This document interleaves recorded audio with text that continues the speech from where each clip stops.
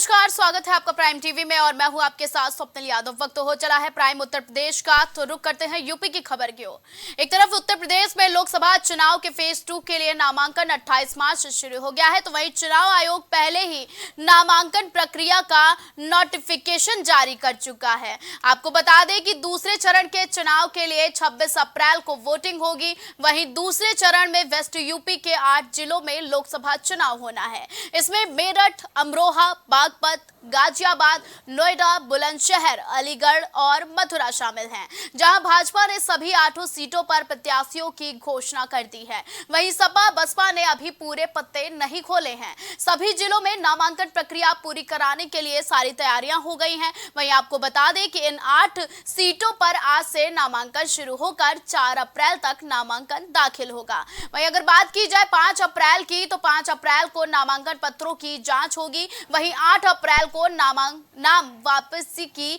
आखिरी तारीख है। लोकसभा चुनाव 2024 के पहले चरण की नामांकन प्रक्रिया पूरी हो गई है और अब वीआईपी मूवमेंट का दौर शुरू हो गया है। ऐसे में भाजपा के स्टार प्रचारक सीएम योगी आदित्यनाथ प्रबुद्ध वर्ग सम्मेलन में शामिल होंगे, जहां आज मुजफ्फरनगर, शामली, सहारनपुर में प्रबुद्ध सम्मेलन में शिरकत करेंगे। मुख्यमंत्री को कार्यक्रम के मुताबिक सुबह 11:35 पर मुजफ्फरनगर में जानसाट रोड स्थित लाल जगदीश प्रसाद सरस्वती विद्या मंदिर इंटर कॉलेज में आयोजित प्रबुद्ध सम्मेलन को संबोधित करेंगे और इसके बाद दोपहर 2 बजे कैराना रोड शामली में स्टॉकिस इंटरनेशनल स्कूल में प्रबुद्ध सम्मेलन को संबोधित कर भाजपा प्रत्याशियों के लिए जन समर्थन जुटाएंगे।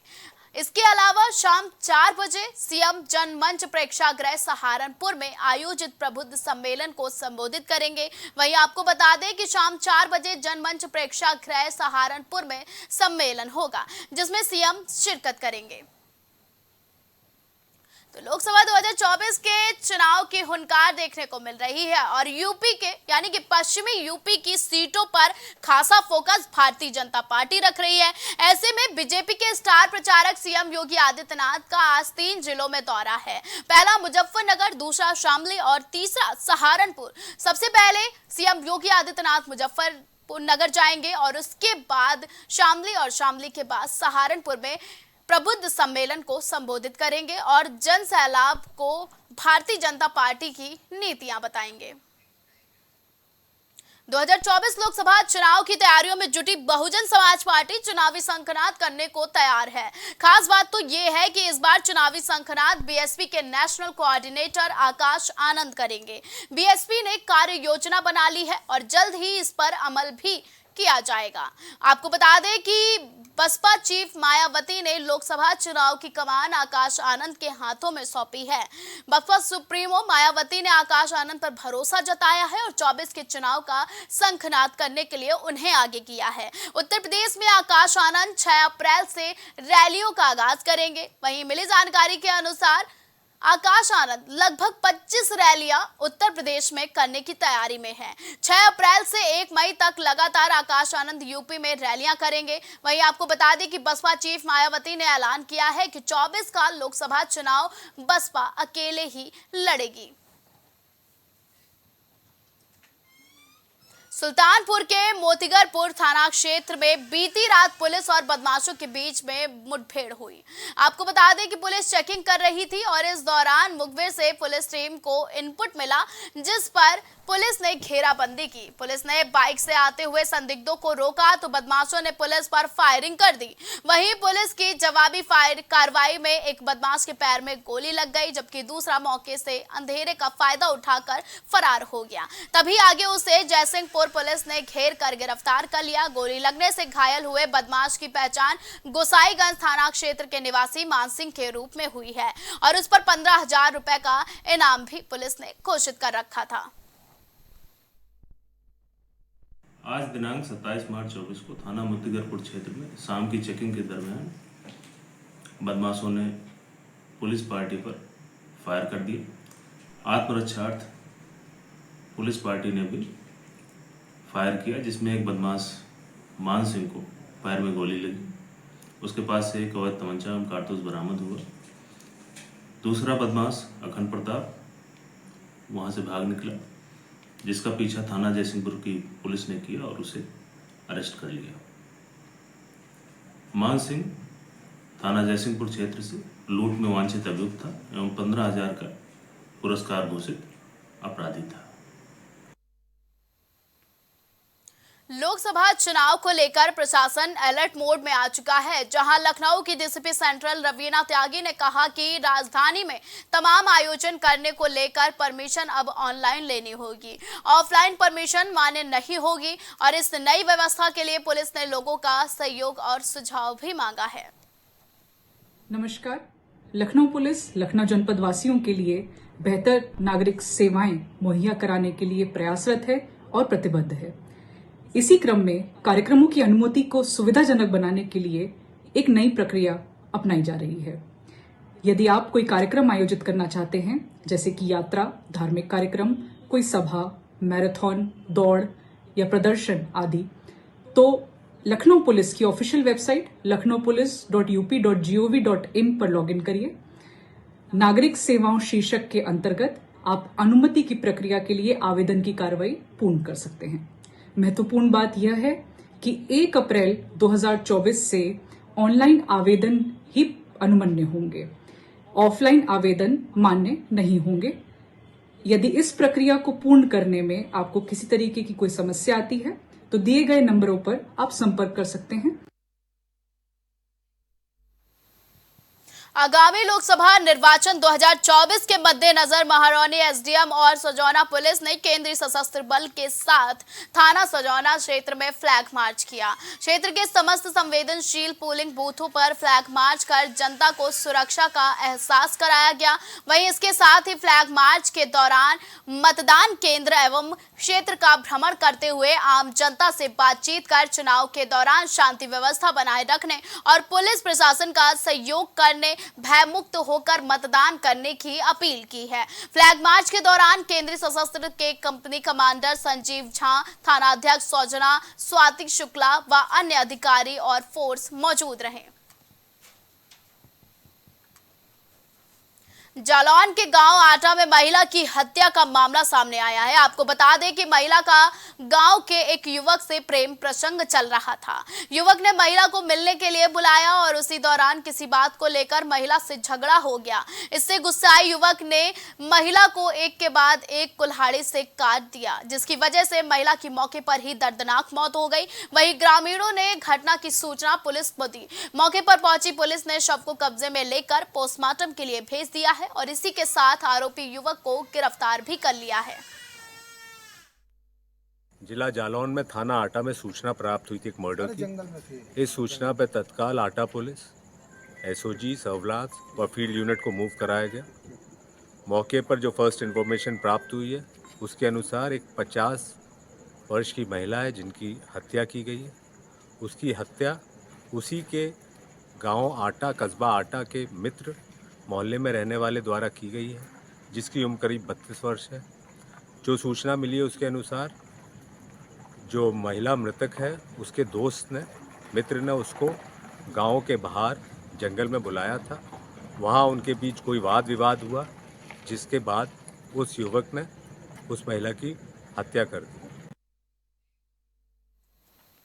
मुजफ्फरनगर से शिक्षक की हत्या का मामला सामने आया है, जहां हाई स्कूल वाराणसी में कार्यरत शिक्षक धर्मेंद्र कुमार को मूल्यांकन केंद्र में उत्तर पुस्तिका के लिए ले जाते समय आरक्षी चंद्र प्रकाश ने गोली मारकर हत्या कर दी, जिसके विरोध में चित्रकूट में इंटर कॉलेज के शिक्षकों ने मूल्यांकन कार्य का बहिष्कार किया है और जिसके बाद माध्यमिक शिक्षा विभाग के मुखिया और शिक्षा निदेशक एवं सचिव माध्यमिक परिषद मामले को गंभीरता से लेते हुए शिक्षकों के द्वारा मांगी गई मांगों को पूरा किया है, जिसके बाद शिक्षक दोबारा मूल्यांकन कार्य पर लौटे हैं। प्रमुख मांग ये थी कि जो उनकी पत्नी है या जो भी आश्रित हैं उनको जो पेंशन है वो दी जाए। तो सरकार ने हमारी ये भी मांग मान ली है और पत्नी को जो है पेंशन के स्वरूप पेंशन अनुमन्य कर दी है। सबसे बड़ी बात ये थी कि हमारा जो शिक्षक है वो उत्तर पुस्तिकाओं के बंडलों को ढोने के काम में हमारे विभाग द्वारा लगाया जाता था। 500-700 किलोमीटर तक 4-4, 5-5 जनपदों में। मंझनपुर कोतवाली क्षेत्र के फैजीपुर रामपुर मड़ुकिया गांव में भीषण आग लग गई, जहां घर के पीछे चना भूनते वक्त कच्चे घर में आग लग गई, जिसकी वजह से 4 साल की मासूम जिंदा जल गई। इसके साथ ही आग की चपेट में आने से एक युवक की मामूली रूप से झुलस गया है। वहीं आग की जद में 4 मकान के साथ महुआ का पेड़ भी आया है। सूचना पर पहुंची अग्निशमन विभाग ने कड़ी मशक्कत के बाद आग पर काबू पाया है। आपको बता दें कि भीषण आग लगने से एक मासूम बच्ची की जलकर मौत हुई है। वहीं कच्चे घर में भीषण आग लगी है। आग की वजह चना भूनते वक्त बताई जा रही है कि चना भूनते वक्त पूरे घर में आग लगी है, जिसकी चपेट में पूरा घर और पास में लगा एक पेड़ भी आ गया है। आपको बता दें कि आग की चपेट में आने से पूरे इलाके में कोहराम मचा हुआ है। एक बच्ची की मौत हुई है, वहीं एक युवक बुरी तरह से झुलस गया है, जिसकी सूचना मिलते ही पुलिस पहुंची और पुलिस ने आगे की कार्रवाई करते हुए लोगों को आश्वासन दिलाया है। वहीं दमकल की गाड़ियों ने पहुंचकर आग पर काबू पाया है। इस बीच बड़ी खबर आ रही है महोबा से, जहां महोबा में भीषण सड़क हादसा हुआ है। देर रात महोबा में भीषण सड़क हादसा हुआ है। 2 ट्रकों की आमने सामने जोरदार टक्कर हुई है। टक्कर के बाद दोनों ट्रकों में भीषण आग लगी है। तो महोबा में दोनों ट्रकों के बीच में भीषण टक्कर के होते भीषण आग लगी है। दोनों ड्राइवर जिंदा जलकर उनकी मौत हुई है। तो दोनों ट्रकों के ड्राइवरों की जिंदा जलकर दर्दनाक मौत हुई है। पुलिस ने रेस्क्यू कर दोनों ड्राइवरों के शव को बाहर निकाला है। खन्ना थाना क्षेत्र के चिचाड़ा के पास की ये पूरी घटना बताई जा रही है, जहां देर रात महोबा में भीषण सड़क हादसा हुआ है। सड़क हादसे में 2 ट्रकों की आमने सामने टक्कर हुई है। टक्कर के बाद दोनों ट्रकों में भीषण आग लगी है। आग लगने से ड्राइवरों की मौके पर ही झुलसकर मौत हुई है। कंट्रोल रूम के माध्यम से सूचना मिली कि कानपुर सागर हाईवे पर जनपद महोबा के खन्ना थाना क्षेत्र के बॉर्डर पर 2 ट्रक आमने सामने जो है लड़ गए हैं, जिसमें आपस में आग लग गई। इस सूचना पर पुलिस विभाग के सभी अधिकारी, फायर सर्विस के अधिकारी, ट्रैफिक के अधिकारी एवं मजिस्ट्रेट मौके पर पहुंचे। तत्काल फायर ब्रिगेड की 3 गाड़ियां मौके पर आकर के उन दोनों ट्रकों में लगी हुई आग को बुझाया गया एवं क्रेन के माध्यम से दोनों ट्रकों को साइड में ले जाया गया। दोनों ट्रकों में एक व्यक्ति जो है मृत अवस्था में निकाले गए, जिनको मोर्चरी भिजवा दिया गया है।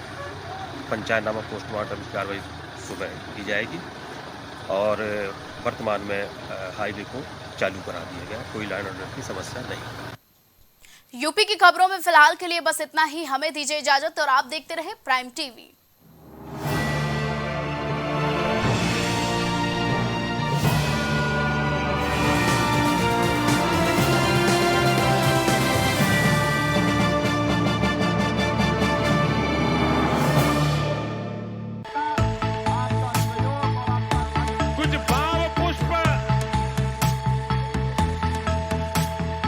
आप देख रहे हैं प्राइम टीवी, सच साहस सरोकार।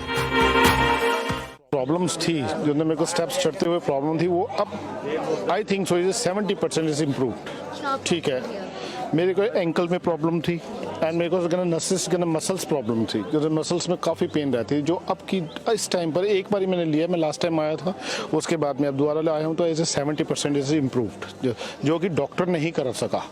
मैंने हाँ, मतलब मैं गंगा राम के हॉस्पिटल के डॉक्टर से तकरीबन 2 साल तक ये ट्रीटमेंट करा था, कि उनको समझ ही नहीं आया ये प्रॉब्लम क्या है। दैट इज अब बेटर है।